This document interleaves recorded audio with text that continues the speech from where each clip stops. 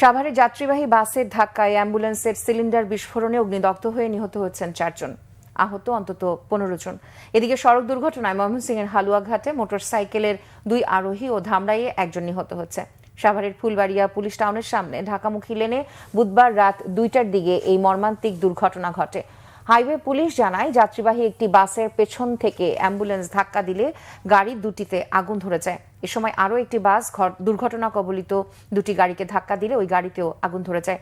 এতে ঘটনাস্থলে অগ্নিদগ্ধ হয়ে 4 জনের মৃত্যু হয়। এ সময় হতাহতদের উদ্ধার করে স্থানীয় হাসপাতালে ভর্তি করা হয়। ফায়ার সার্ভিসে 1 ঘন্টার চেষ্টায় আগুন নিয়ন্ত্রণে আসে।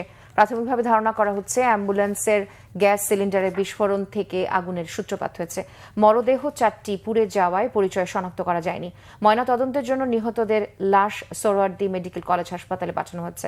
এদিকে ধামরাইয়ে ঢাকা থেকে ছেড়ে যাওয়া প্রাইমারি স্কুলের বই বহনকারী ট্রাক নিয়ন্ত্রণ হারিয়ে আইল্যান্ডের পিলারের সাথে ধাক্কা লেগে ঘটনাস্থলে নিহত হয় ট্রাক চালক। এ সময় ট্রাকে থাকা প্রাথমিক অধিদপ্তরের ডেলিভারি ম্যান আনোয়ার হোসেন গুরুতর আহত হন।